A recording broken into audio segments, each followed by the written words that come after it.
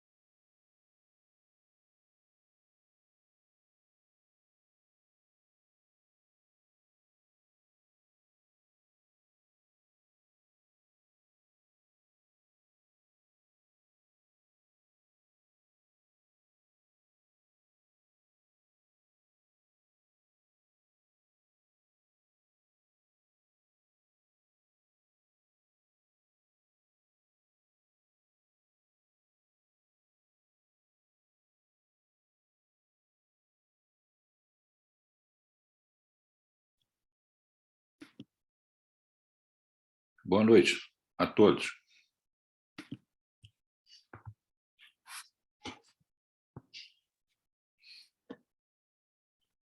Boa noite. Tudo bem, Giovana? Boa noite, Gabriela. Boa noite, Anderson.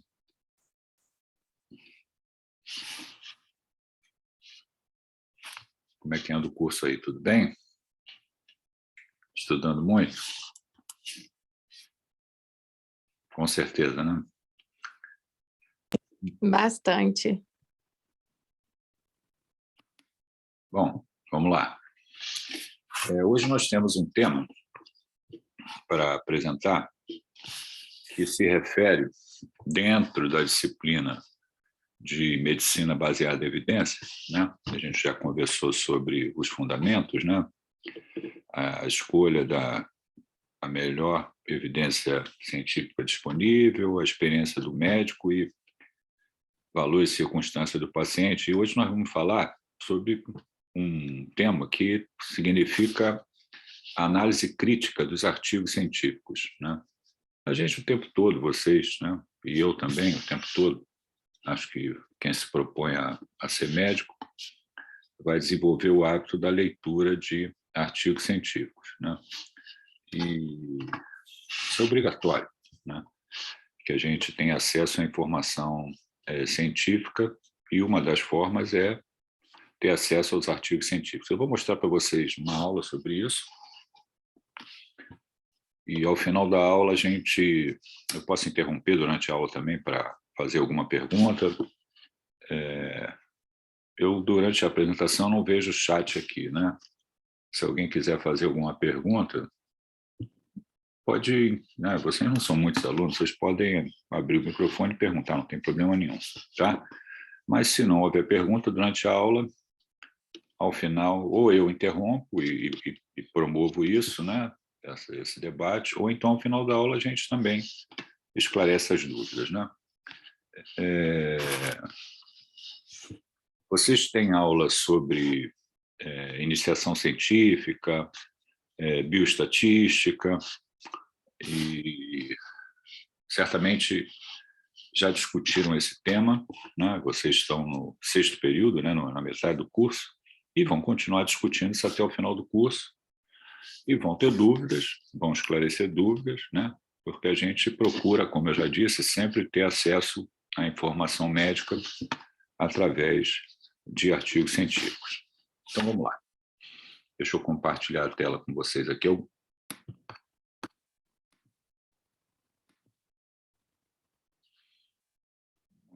bem.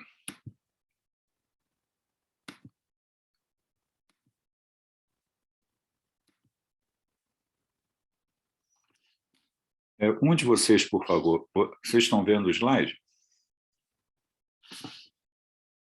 Oi, professor, estamos sim. Sim, professor. Obrigado. Então, vamos lá. Tem alguém aqui falando no bate-papo. Deixa eu só ver o que é. Boa noite. Tudo bem. Deixa eu fechar aqui, que eu abri essa janela. Então, o título da aula é Análise Crítica de Artigos Científicos, né? A primeira pergunta é por que nós lemos artigos científicos, né?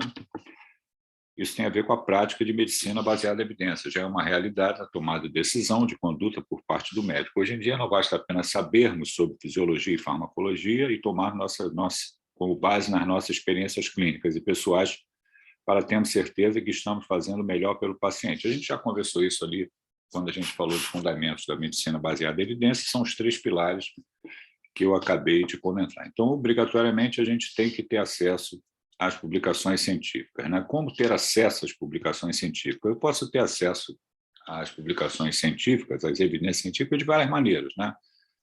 Eu posso ter acesso através de um livro-texto, né?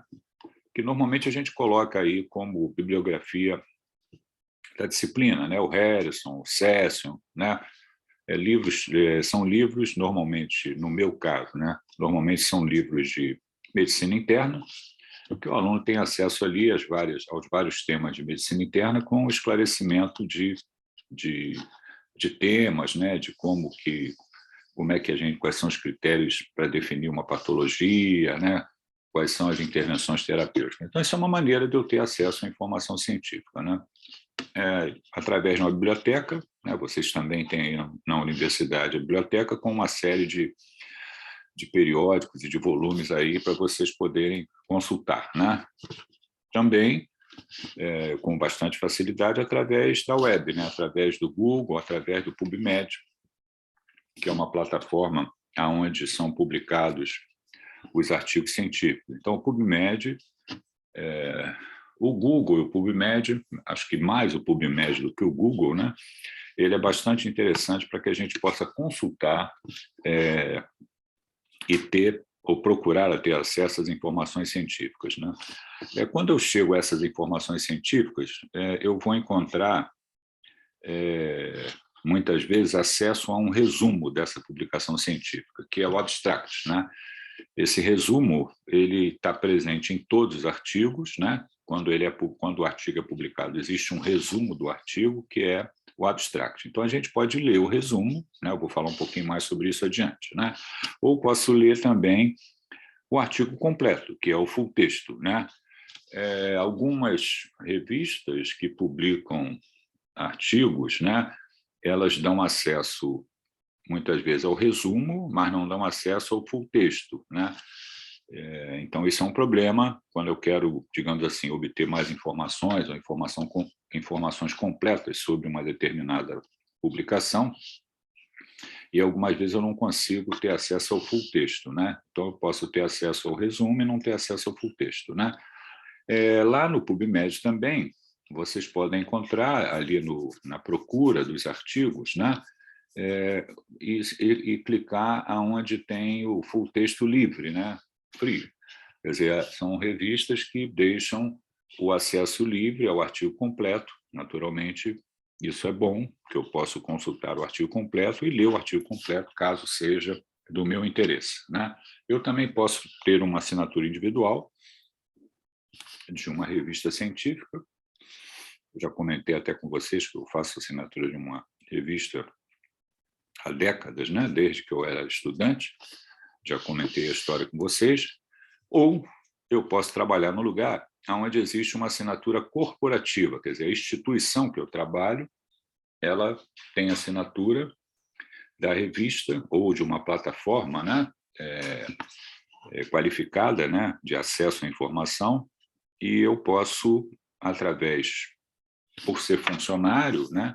E ter um login e senha, eu posso, através dessa assinatura corporativa, ter acesso aos artigos que são publicados em determinadas revistas, né? Isso é muito comum dentro do ambiente universitário. Tem, inclusive, uma plataforma do MEC, né?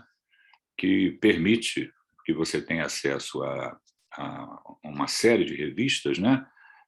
E, normalmente, nas universidades públicas, você tem ali o login e senha para você entrar e ter acesso àqueles periódicos do Ministério da Educação, né? Como lidar com o aumento exponencial das informações científicas? Quer dizer, vocês sabem disso, né? E eu também.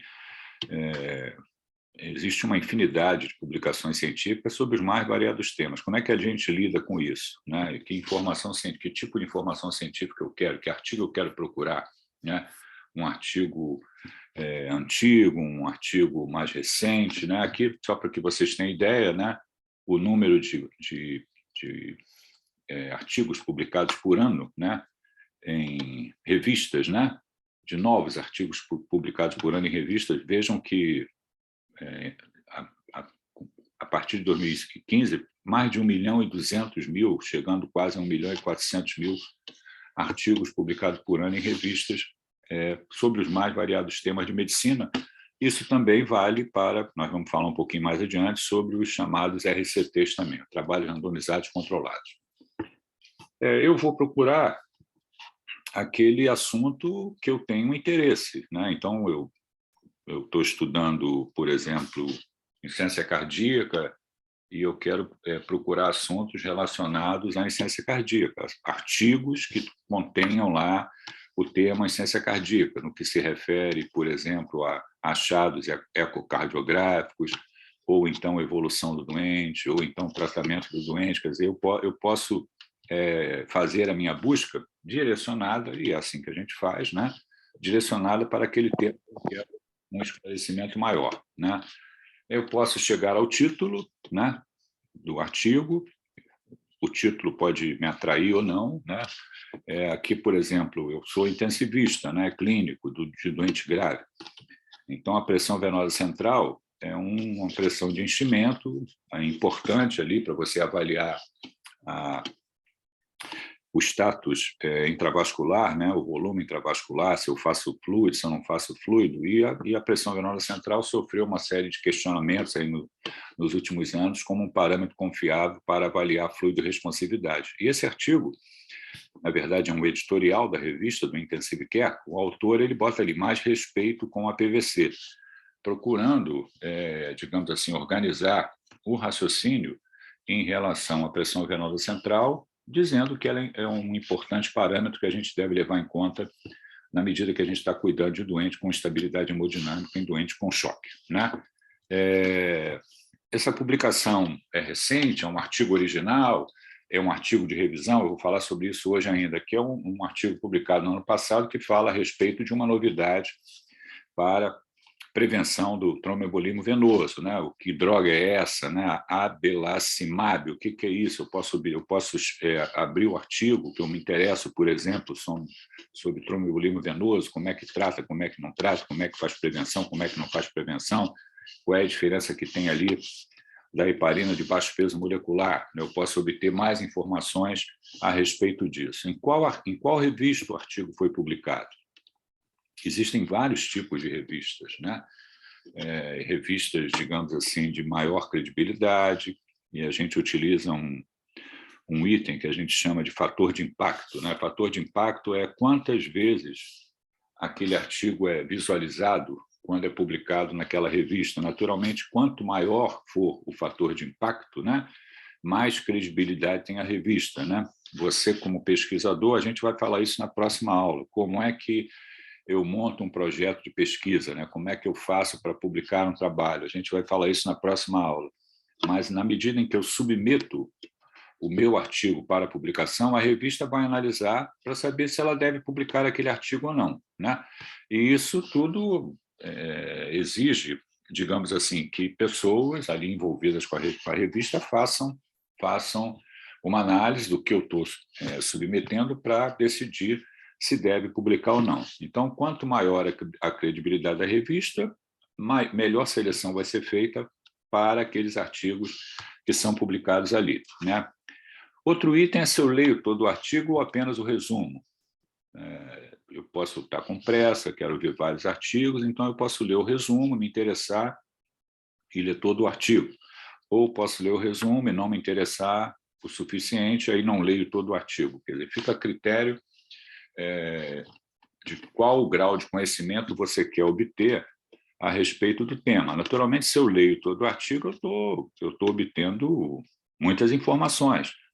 Se eu estou lendo apenas o resumo, eu estou extraindo apenas aquelas informações sintetizadas ali, que são as mais importantes, que fazem parte do resumo. Isso é uma decisão que você tem que tomar também quando você lê o artigo. Vou logo ver os resultados, qual é a metodologia do estudo, né?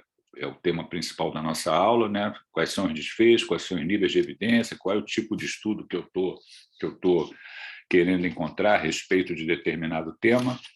E aí a gente chega aqui nos tipos de estudos, de conceitos e generalidades. Esse médico, o Dr. Cláudio de Saboia Davi, o Dr. Davi é um cirurgião que acabou falecendo em 2020 por causa de Covid. Trabalhamos juntos muitos anos e ele fez a gentileza, em um determinado momento, aí, alguns anos atrás, a gente fazia parte ali do Hospital de Força Aérea do Galeão, e ele da Comissão de Ética e Pesquisa, da Divisão de Ensino e Pesquisa, e ele fez mestrado, conversou comigo muito sobre o que ele queria continuar se qualificando melhor, aí ele se matriculou para fazer mestrado, gostava, né, de estudar, e acabou preparando uma aula sobre esse tema e fez a gentileza de me ceder os slides, né? Por isso que vários slides que eu vou mostrar estão referência à aula dele, e por isso é que eu coloquei o nome dele aqui como homenagem, né? Que é uma pessoa que eu conheci, que infelizmente acabou falecendo por causa da Covid, mas era um excelente médico, um excelente colega de trabalho. Então, aqui os objetivos, né, da aula, aqui os vários itens que estão sendo colocados também, que a gente vai falar um pouquinho sobre cada um deles, critérios para a classificação dos modelos de pesquisa, e aí já aparece ali o que é uma coorte, né? Coorte, quando a gente se refere a um estudo de uma coorte, essa palavra coorte ela tem origem lá nas legiões romanas, né? Então, a coorte dos romanos, as legiões dos romanos, são grupos de pessoas, né? E com esse sentido, é um estudo longitudinal, prospectivo e observacional, no qual um grupo de pessoas é acompanhado por um determinado tempo, né? Os desfechos são comparados a partir da exploração ou não de uma intervenção, né, que eu posso fazer naquele grupo que eu estou estudando, ou outro fator de interesse para análise posterior de incidência da doença. Quer dizer, eu tenho um grupo que eu vou estudar, o aspecto que eu quero, digamos assim, desenhar para a minha pesquisa clínica, e isso dentro de um grupo que a gente chama de coorte, né? Quando um estudo é classificado como longitudinal, quando cada indivíduo é observado em mais de uma ocasião, e as unidades amostrais têm informações ao longo do tempo, o estágio da doença. Então, esse estudo longitudinal ele tem relação com o tempo aonde o sujeito da pesquisa, quer dizer, o paciente, ele vai ser observado evolutivamente ao longo do tempo. E isso me dá informações, por exemplo, sobre como a doença evolui, quais são as complicações que podem ocorrer ao longo do tempo, né? Esse estudo ele pode ser prospectivo ou retrospectivo, quer dizer, se eu estou olhando para frente e estou incluindo dados registrados após o início do estudo, ou estou olhando para trás, retrospectivo, dados registrados antes do início do estudo. E ali eu tenho exposição, eu posso, né, analisar a exposição e desfecho, ocorre durante a investigação, e no caso retrospectivo, a exposição e desfecho ocorrem antes da investigação. Quer dizer, eu tenho que ter dados que eu possa, digamos assim, analisar, no caso de um estudo retrospectivo, ou eu vou incluindo os pacientes após o início do estudo, no caso de ser um estudo longitudinal prospectivo. O estudo também ele pode ser controlado ou não controlado, né? Esse estudo não controlado ocorre quando se registram os dados clínicos ou laboratoriais, né, de indivíduos portadores de uma doença sem utilizar um grupo controle ou placebo. A gente vai falar novamente sobre isso mais adiante, né? Então, eu estou registrando dados, mas eu não tenho um grupo controle que está recebendo, por exemplo, placebo. Inclui nessa categoria os relatos de casos. Ou estudo controlado. Significa que um grupo de intervenção vai receber o tratamento que se quer testar, né? E o outro grupo, que é o grupo controle, receberá placebo ou alguma terapia já utilizada para tratamento da doença em questão que eu quero comparar com o novo tratamento. Os estudos também podem ser classificados em observacionais ou experimentais. Os experimentais a gente chama de intervenção. Ambos os estudos analisam se existem associações entre um determinado fator, comparando grupos, contudo, os estudos observacionais e experimentais, eles têm diferença, né? Intervenção direta do pesquisador com a relação analisada. No estudo observacional, não existe essa intervenção, e no estudo experimental, existe essa intervenção. E o muito importante, como é que esses grupos são constituídos nos estudos observacionais ou experimentais, que os grupos são classificados no início do estudo, nos estudos observacionais. E nos estudos de intervenção experimentais, os grupos são estabelecidos por processos aleatórios, quer dizer, os pacientes vão ser incluídos respeitando esse processo aleatório. Eles vão ser randomizados através desse processo. Então, nós temos os estudos experimentais, né, onde eu tenho a intervenção por parte do pesquisador, e eu posso ter o que a gente chama ensaio clínico randomizado. Esse ensaio clínico randomizado, é, digamos assim, o padrão ouro da pesquisa clínica. É o estudo intervencionista e prospectivo. Os participantes devem ter a mesma oportunidade de receber ou não a intervenção proposta, e esses grupos devem ser os mais parecidos possíveis, de forma que a única diferença entre eles seja a intervenção em si, podendo-se assim avaliar o impacto na ocorrência do desfecho em um grupo sobre o outro. É o padrão de excelência em estudos que pretende avaliar o efeito de uma intervenção no curso de uma situação clínica.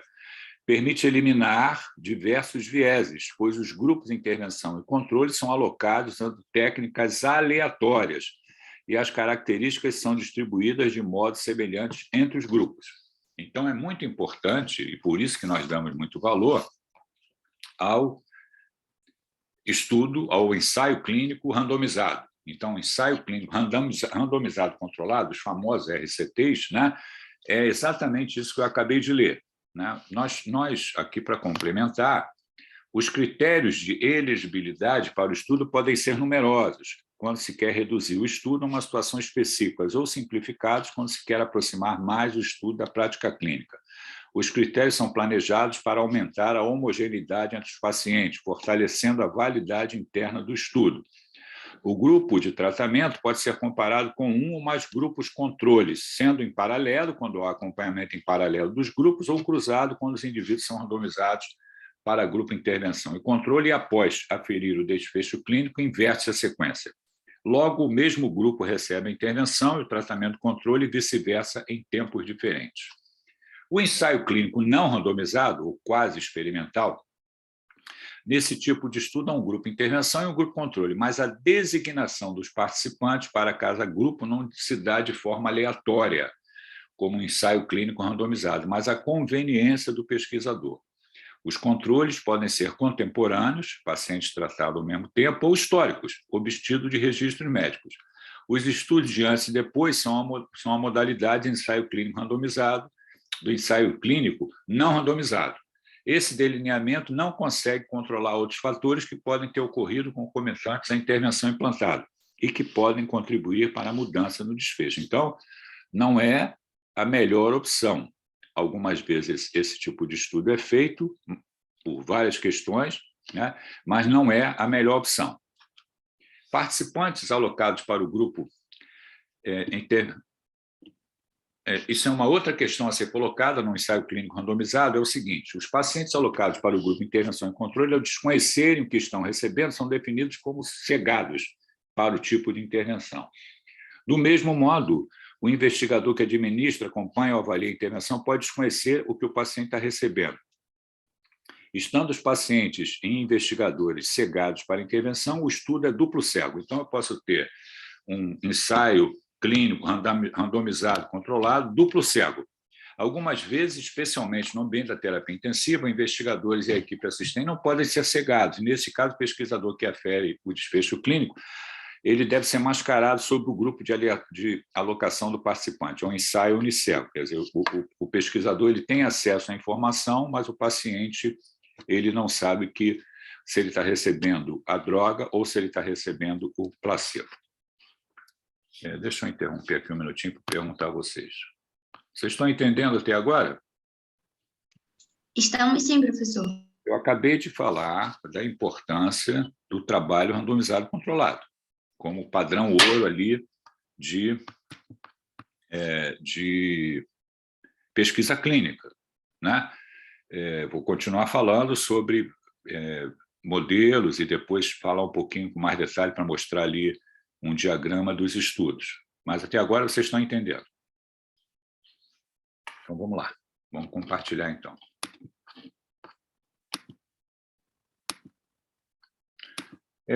Aqui, só como curiosidade, é uma publicação que fala da emergência dos trabalhos randomizados controlados. Antigamente, antes deles, digamos assim, os pesquisadores adotarem essa estratégia, né, da randomização, a alocação dos pacientes ela não era dessa forma, né? Ela era em um grupo ou outro e o pesquisador é que decidia isso. Isso recebeu muitas críticas, né? É um motivo de viés, eu vou falar daqui a pouco sobre isso, né? e críticas em relação aos resultados encontrados, e aí aqui tem artigos que falam sobre isso, e na década de 40, pesquisadores ingleses, né, eles chegaram à conclusão que a melhor forma de fazer pesquisa clínica era através de trabalho randomizado controlado. E fala a respeito do tratamento da tuberculose naquela ocasião com a introdução da streptomicina, que é um aminoglicosídeo. Classificação dos modelos de pesquisa. Eles podem ser descritivos ou analíticos, né? Descritivos têm o objetivo de informar sobre a distribuição de um evento na população em termos quantitativos. É a descrição de ocorrência de doença segundo variáveis diversas. Não há formação de grupo controle e pode ser de incidência e prevalência. Estudos analíticos. Os grupos são analisados e comparados. Usualmente estão subordinados a uma ou mais questões científicas, as hipóteses que relacionam eventos, causa versus eventos, isto é, exposição versus doença. Possuem grupo controle. O modo como o grupo controle de estudos são formados gera os diversos estudos analíticos. Aí a gente tem aqui estudos descritivos e estudos analíticos, né? Aqui, novamente, um gráfico falando de estudos descritivos e estudos analíticos. Observem que a gente, dentro dos estudos analíticos, a gente tem os estudos observacionais e os estudos de intervenção, que é um ensaio clínico randomizado que eu acabei de falar, né? Estudo de caso, eu posso ter relato de caso ou série de casos, são descrições detalhadas de um só caso ou de poucos casos, né? Relatos de casos, as vantagens para descrever doença nova, as raras ou manifestações e associações não usuais de doenças conhecidas, e desencadeiam estudos adicionais mais decisivos. As limitações não servem para testar hipóteses e fazer comparações, são suscetíveis ao viés, eu vou falar mais adiante, não estimam a frequência nem o acaso da ocorrência descrita. Série de casos é um estudo com um grupo maior de pacientes, 10 ou mais. Também, em série de casos, nós temos vantagens e limitações. Limitações seria a ausência do grupo de comparação, valor restrito para estabelecer causa e efeito em relação à série de casos.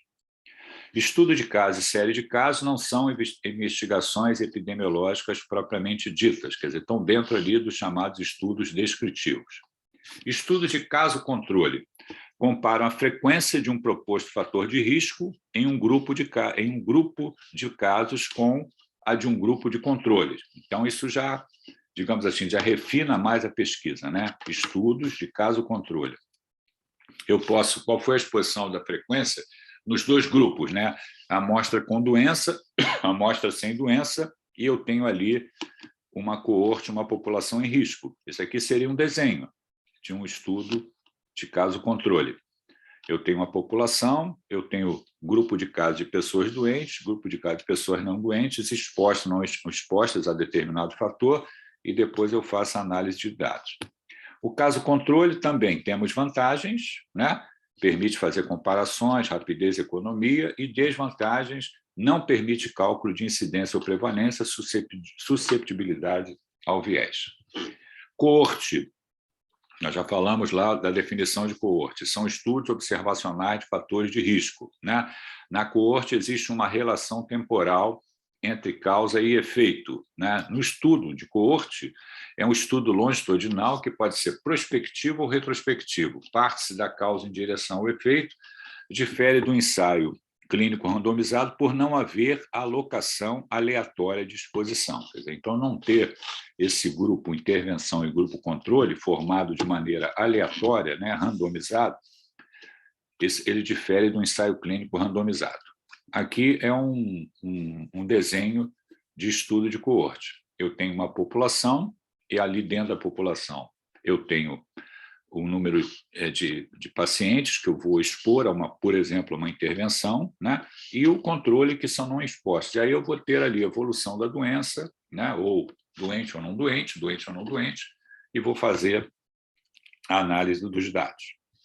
Estudos ecológicos também está dentro de estudos analíticos, né? Utilizam dados já agrupados, né? Aí o exemplo que ele dá, associação entre tabagismo e câncer de pulmão. E chegamos novamente lá no principal modelo, que é o ensaio clínico randomizado.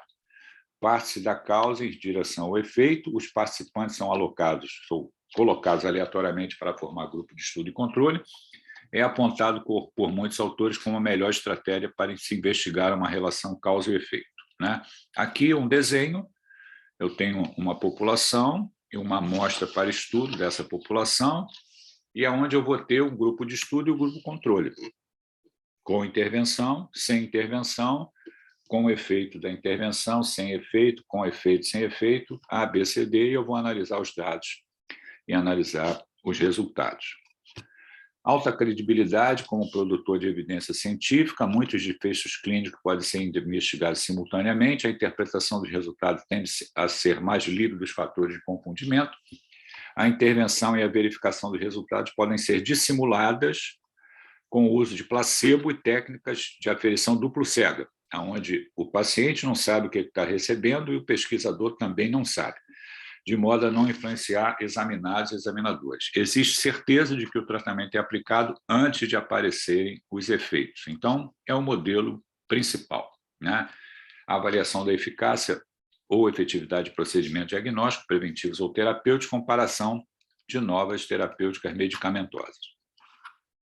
Aqui, novamente, falando dos estudos analíticos e chamando a atenção que nos estudos observacionais, os participantes da pesquisa não são sorteados para os respectivos grupos, porque já pertencem a eles antes do início da pesquisa. Então, digamos assim que essa é uma crítica forte que se faz aos estudos observacionais, exatamente por não ter essa formação de grupo intervenção e grupo controle feito de forma randomizada, aleatória. O que é uma revisão sistemática? É um tipo de investigação científica que reúne vários trabalhos originais, fazendo síntese dos resultados através de estratégias que limitam viés e erros aleatórios. Coleta de dados, analisa-os e fornece avaliação crítica dos estudos, objetivando responder a uma pergunta. Então, é importante a revisão sistemática, porque ela usa metodologia científica, ela avalia os estudos que podem ser incluídos ali na revisão, permite avaliar a possibilidade de viés e permite avaliação crítica também do que foi publicado a respeito. Um outro modelo também, onde esses artigos são revistos e colocados para a nossa disposição, né, chama-se meta-análise, onde você tem uma síntese matemática dos resultados dos estudos primários. Trata-se de um método estatístico que pode ser utilizado na revisão sistemática. Faz-se análise de combinação dos resultados e utiliza-se normalmente esse tipo de gráfico, forest plot, como gráfico de visualização dos resultados. Então, tanto a revisão sistemática quanto a meta-análise são artigos publicados muito importantes para a gente ter acesso às informações de uma certa maneira sintetizadas, avaliadas quanto ao seu nível de evidência, quanto à sua qualidade, para que essa informação possa chegar para a gente de maneira sintetizada e que a gente possa, digamos assim, ter o peso da evidência aumenta quando eu tenho acesso a essas informações. Antes de eu continuar, deixa eu interromper. Alguma dúvida? Não, professor, por enquanto não, Bruno. Não? Por enquanto, não. Então, vamos continuar. Em relação aos trabalhos, né, que a gente está falando, né, a gente pode ter também acesso à validade desse trabalho, né, interna e externa, né, e viés, se está presente nesses trabalhos ou não. Vamos ver um pouquinho sobre isso, um pouquinho de informação sobre isso também. A validade de um estudo diz respeito ao grau de correção das conclusões alcançadas, tipos de validade, validade interna, validade externa, né? A validade interna, as conclusões estão corretas para a amostra estudada, quer dizer, aquela minha população que eu estudei, né, aquela minha coorte, né, e o estudo que eu fiz, os resultados que eu obtive, as conclusões que eu cheguei, são válidas para aquela amostra, né? A validade externa, as conclusões são aplicáveis à população da amostra que proveio também de outras populações. E a gente pode ter dois tipos de estudo, que a gente chama de estudo unicêntrico e estudo multicêntrico, né? O estudo unicêntrico, muitas vezes, a validade é para são conclusões importantes, mas se aplicam àquela coorte, né? Aquela amostra ali da população daquele serviço, né? Quando é um estudo multicêntrico, ele passa a ter um peso maior, que vários hospitais participaram do estudo. Populações distintas, né? Onde se selecionou os pacientes ou incluiu os pacientes para estudo, né? Digamos que seja um trabalho randomizado controlado, multicêntrico. Então, quando é multicêntrico, a conclusão ela tende a ser mais significativa porque ela está refletindo várias populações e aquele resultado foi encontrado. Interpretação do resultado de uma investigação, acaso como explicação, viés como explicação. O que é o viés? É um erro sistemático, tendenciosidade, distorção, qualquer tendência na coleta, análise, interpretação, publicação ou revisão dos dados que induz a conclusões sistematicamente diferentes da realidade, né? Eu posso ter viés de seleção, aferição, confundimento. O viés de seleção da população amostra erro na identificação da população ou grupo de estudo. Então, se vocês observarem, muitas vezes os estudos observacionais, né? Observar e observacionais, falei a mesma coisa duas vezes. Se vocês, as críticas que se fazem aos estudos observacionais têm exatamente esse contexto, né? Os grupos não foram formados, o grupo intervenção e o grupo controle não foram formados de maneira randomizada, aleatória. Então, existe ali a possibilidade do viés de seleção, viés de aferição ou viés de confundimento, né? Aqui, falando dos vários estudos, aqui vantagens e desvantagens dos vários estudos também, e a gente chega na hierarquia das evidências, né? Com tudo isso que foi falado, existe o que a gente chama de hierarquia das evidências. O que é a hierarquia das evidências? É na medida em que eu subo nessa pirâmide, eu tenho um nível de evidência maior. Observem que a opinião de especialista é o que tem menor nível de evidência. Depois eu tenho série de casos, estudo caso-controle, estudo de coorte, trabalho randomizado controlado e as RCTs. Os RCTs, as meta-análises e a revisão sistemática, que estão lá no topo, né? Estão lá no topo dos níveis de hierarquia de evidência. Vou interromper novamente. Entenderam? Ou não? Sim, professor. Oi, Beatriz. Não, deu para entender, sim. Se eu estou falando que deu para entender. Você entendeu? Acho que sim. Acha que sim? Então, vamos lá. Vou perguntar a você, né? Posso perguntar a outro também. Qual seria a vantagem, do ponto de vista de evidência científica, de dar, digamos assim, dar maior valor aos trabalhos randomizados controlados? Eu acho que a veracidade dos resultados, né? Mas você vai ter mais... Lógico, a veracidade, mas como que ele é desenhado que permite que essas informações sejam informações, digamos assim, qualificadas e que a gente, os resultados são significativos? Você entendeu o quê em relação ao trabalho, ao RCT? Eu tinha entendido que você estava... Eu acho que eu me perdi um pouco agora no final, mas eu tinha entendido de você falando que eles acabam sendo mais verdadeiros porque você pega uma amostra de resultados meio que... Não como se fosse aleatório. Ai, não sei a palavra. Mas é como se fosse vários resultados. Você não sabe bem, tipo assim, o que você deu para a pessoa, mas ela tem aquele resultado mesmo assim. Entendeu? Ai, eu sou péssima para explicar, professor. Tá difícil. É que você aloca aleatoriamente os pacientes, e aí você tem o grupo controle e o grupo que vai receber, não é? É isso? Isso. É um estudo experimental, analítico, o exemplo é um ensaio clínico randomizado, e eu tenho dois grupos. Eu tenho o grupo intervenção e o grupo controle. O grupo intervenção e o grupo controle, eles são formados de maneira aleatória. A inclusão é por randomização.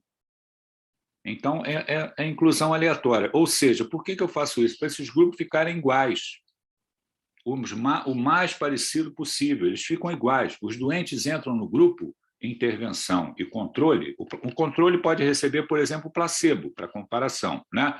Eu estou testando ali o uso de uma droga para tratamento de alguma patologia. E aí eu tenho o grupo intervenção e o grupo placebo. Os dois grupos são formados de maneira randomizada, aleatória. Então, eles são semelhantes. Além disso, no trabalho randomizado, controlado, duplo cego, o doente não sabe o que ele está recebendo, nem no grupo intervenção, nem no grupo controle. Quer dizer, o placebo, eu vou dizer para ele que é uma medicação que ele está recebendo, e o grupo intervenção está recebendo também uma medicação, mas o doente não sabe o que ele está recebendo, ele está incluído no grupo. E o pesquisador também não sabe o que o doente está recebendo. Então, é um estudo duplo cego. O doente está recebendo, ou a intervenção, o placebo, ele não sabe o que ele está recebendo, e o pesquisador que está ali, ele recebe uma caixinha com o remédio e dá para o doente tomar. Ele não sabe se ali tem a droga ou se ali tem o placebo. Então, é duplo cego. O paciente não sabe o que está recebendo, o pesquisador não sabe o que o doente, o que ele está prescrevendo. Com isso, os resultados tendem a ter maior veracidade. E a crítica que se faz aos estudos observacionais é exatamente essa, que esses grupos são formados, mas você não faz isso como aleatoriamente ou por randomização, né? Então, você pode cometer erros sistemáticos, né? Eu posso usar uma droga e só selecionar paciente com 80 anos de idade. Eu posso usar a droga, só selecionar paciente com 20 anos de idade. Então, eu estou cometendo erros sistemáticos, que são chamados vieses, né? Que lá na frente, quando eu publicar, eu tiver meus resultados e publicar, isso é passível de crítica. Então, eu devo tentar refletir a realidade, né? Lógico que os estudos observacionais também podem ser de boa qualidade, sem dúvida nenhuma, mas eu estou falando aqui dos RCTs. Por isso que eles estão no topo da hierarquia. Além deles, tem a revisão sistemática, as meta-análises e os guidelines. A gente vai falar de guideline em outra aula. Mas, quando a gente inclui estudos em revisão sistemática, em meta-análise, eu vou falar isso quando eu falar de guidelines, né? Digamos assim, as pessoas que fazem esse tipo de estudo, eles selecionam dentre os estudos publicados aqueles de melhor qualidade, os RCTs e os estudos observacionais também, que possam ter, digamos assim, qualidade para serem incluídos para análise também. Entenderam?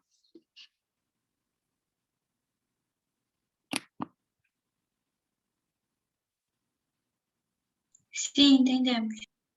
Bom, deixa eu progredir aqui mais um pouquinho. Vamos lá, onde é que eu estou aqui? Compartilhar. Então, aqui, né, a análise crítica é fundamental para que a gente possa ter acesso à informação, né?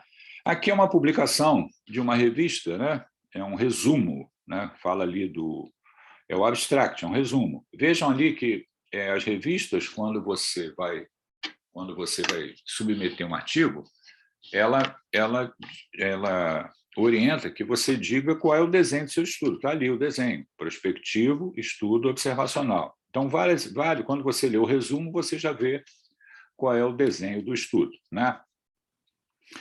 Outra informação importante, que vocês já devem ter aula também, já devem ter tido aula de bioestatística, né? Para saber se houve diferença entre o grupo intervenção e controle, se houve diferença estatisticamente significante, né? Alguém sabe o que é isso? Se houve diferença estatisticamente significante? Se teve muita diferença nos resultados entre o grupo controle e o grupo que recebeu o medicamento? Mas, normalmente, existem as análises estatísticas, né, para você obter essas informações. Vocês já tiveram aula de bioestatística? Ou não? Tivemos, sim. Então, vocês sabem isso melhor do que eu. Eu não sou professor de bioestatística.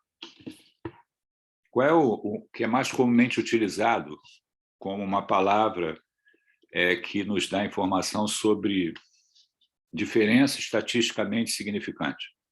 É o quê? Desvio padrão? Desvio padrão, eu estou analisando a amostra, né? É o quanto ela está relacionada ali dentro da média. Não é isso que você está falando? Tem alguns parâmetros que eu posso utilizar para olhar os resultados. Um deles é o valor do P. Você já deve ter ouvido isso. O valor do P é um teste, T de student. O valor do P, um P menor do que 0,05. Alguém sabe o que significa isso, não? Um P menor do que 0,05? Quando eu encontro o resultado com significância estatística? Eu acho que é quando, se o estudo tiver isso, é que ele teve pouco viés, não é? É algo assim? Não, não é viés. Viés é outra coisa. Não, eu tô falando, tipo, ele teve... É um estudo confiável. É Confia. o que você pode... É. Não, tipo, seria um bom estudo, que ele teve... Olha só, vamos lá. Eu tô usando uma droga A para tratar uma população, uma droga X para tratar uma população A e B. O A é o grupo intervenção e o B é o grupo controle. É um estudo randomizado controlado. Então, eu vou dar a droga A para o grupo intervenção, que é o grupo A, e vou dar o placebo para o grupo B. Ok? Estão entendendo o raciocínio? Eu quero testar a droga X aqui, no grupo A e B. O A é intervenção, é um estudo randomizado controlado. O grupo A vai receber a droga X e o B vai receber placebo, não vai receber X. É duplo cego. Lá na frente, eu vou analisar. É uma droga que tem para tratar uma doença que pode levar o paciente ao óbito. E eu quero testar se essa droga funciona ou não funciona. E lá na frente eu vou encontrar os resultados, né? O grupo A, quantos pacientes receberam a droga e como eles evoluíram, qual foi a mortalidade nesse grupo. E no grupo B, que recebeu placebo, quantos pacientes evoluíram para o óbito. Então, eu tenho a mortalidade no grupo A e a mortalidade no grupo B. Se a droga funciona, se a droga X funciona, a mortalidade no grupo A vai ser menor do que no grupo B. Estão acompanhando o raciocínio? Ou não?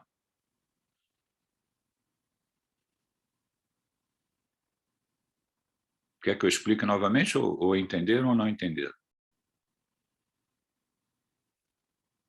Estamos acompanhando. Oi? Está acompanhando o raciocínio, Estela? Vou repetir. Eu não sei se todos Estou vocês... acompanhando sim, professor. Então tá. Então, olha só, eu usei uma droga X no grupo A e estou avaliando mortalidade. E é um estudo randomizado controlado. E usei a droga X no grupo B, que não é X, é placebo, e estou analisando a mortalidade do grupo B. Se essa droga funciona, a mortalidade no grupo A vai ser menor que no grupo B. Está certo esse raciocínio?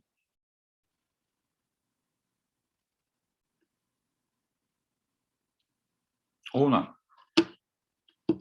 Se ela funciona, a mortalidade vai ser maior no grupo B do que no grupo A do que no grupo B? Vai ser igual no grupo A do que no grupo B? Vai ser menor, professor, igual o senhor falou. Vai ser menor. Se a droga funciona, no grupo A, a mortalidade vai ser menor do que no grupo B. Esse é um ensaio clínico randomizado, controlado, duplo cego. Agora, o quanto foi menor? Aí é que está o X da questão. O quanto foi menor? Né? Eu tenho 100 doentes em cada grupo. Vamos lá. No grupo A, tem 100 doentes. No grupo B, tem 100 doentes. No grupo A, morreram 20 doentes. Tem 100 pacientes, morreram 20. Então, teve uma mortalidade de 20%. No grupo B, tem 100 doentes, teve uma mortalidade de 25%, morreram 25 pessoas. Aí a pergunta que se faz é o seguinte: existe diferença estatisticamente significante entre os dois grupos? Aí se aplica os testes para avaliação da significância estatística. Um deles é o teste T. Se a diferença entre dois grupos, né? Se quando a gente aplica o teste T, a diferença entre o grupo tem um P menor do que 0,05, quer dizer, esse resultado tem uma significância estatística. É válido. Não foi ao acaso que houve a diferença, foi exatamente por causa do uso da droga. Então, quando eu falo assim, no estudo tal, com o uso da tal droga, houve uma mortalidade com um P menor do que 0,005 no grupo A, em relação ao grupo B. Então, houve significância estatística. Entenderam? Quando eu vou ver o resultado, é isso que eu tenho que ver. Porque a conclusão vai dizer assim, ó, o estudo mostrou que a mortalidade é menor no grupo A do que no grupo B com o uso da droga. Agora, por que ele chegou a essa conclusão? Porque o valor de P foi menor do que 0,05 quando se refere à mortalidade no grupo A do que no grupo B, com o uso da droga X. Entenderam? Não adianta eu ler um artigo se eu não souber interpretar o resultado. Aí eu vou ler só a conclusão. Mas como é que ele chegou àquela conclusão? Isso é uma análise estatística. As informações, elas têm que ser analisadas sobre vários ângulos. Eu estou falando de um ângulo, que é o valor do P, menor do que 0,05. O P menor de 0,5 quer dizer o seguinte,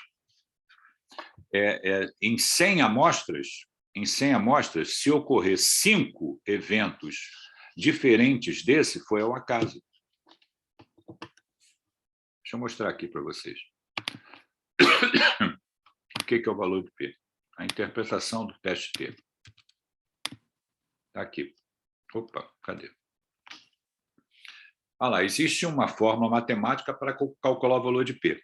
É o teste T de Student. A significância estatística refere à chance se o evento ocorrer será devido ao acaso. Quer dizer, quando é menor do que 0,05, significa que se o evento ocorrer vai ser pelo acaso.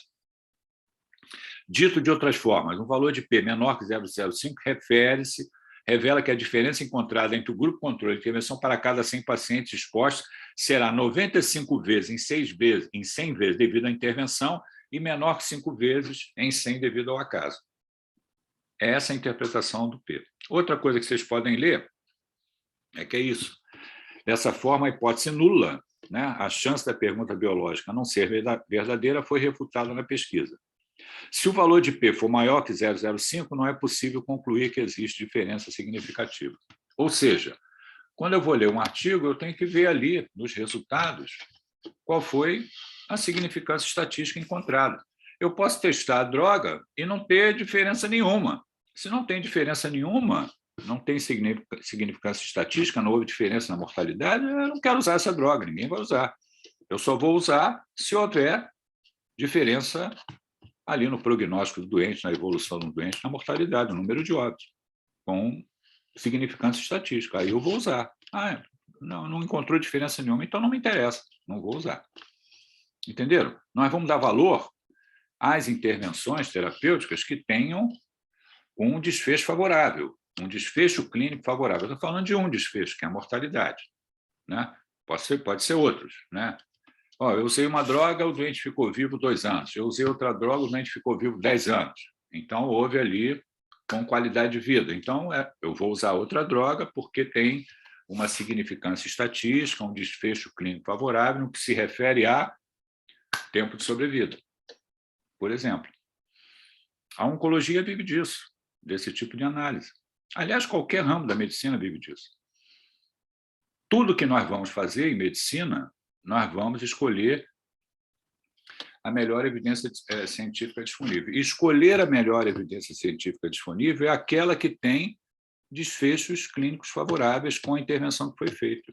Então, obrigatoriamente, eu tenho que ter acesso à publicação e olhar lá quais foram os métodos que o autor utilizou, quais foram os resultados e que conclusão ele chegou. Estou falando de um item, que é o valor do P. Tem curva de Kaplan-Meier, tem curva ROC, tem intervalo de confiança, tem risco relativo, tem uma porção de cálculos estatísticos que são feitos quando se publica um trabalho, quando se publica um trabalho científico. Para isso serve o bioestatístico, né? O médico, normalmente, ele não é uma pessoa que domina bem essa área. Ele é um curioso, ele lê, entende, e existem programas. Eu vou mostrar na próxima aula para vocês como se monta um projeto de pesquisa, que eu utilizei quando eu publiquei meus trabalhos. Eu vou mostrar para vocês. Então, nos ajudam a, digamos assim, a fazer esses cálculos, né? Para que a gente possa construir os gráficos, apresentar o trabalho com as análises estatísticas que são. Se você apresenta um trabalho sem análise estatística, não é nada. Nada contra, né? Eu vejo isso como iniciação científica. Eu vou falar isso na outra aula, né? É importante que todos vocês possam vir a publicar trabalhos, tenham gosto, né? Pelas publicações científicas, né? Mas a gente, dentro da publicação científica, a gente vai ter que fazer análise de resultado. E isso aí inclui análise estatística. Muito bem. Deixa eu ver aqui se eu tenho alguma coisa a mais para mostrar.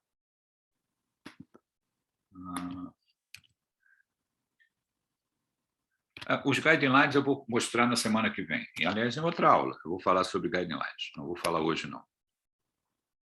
Eu interrompi o compartilhamento aqui. Dúvidas?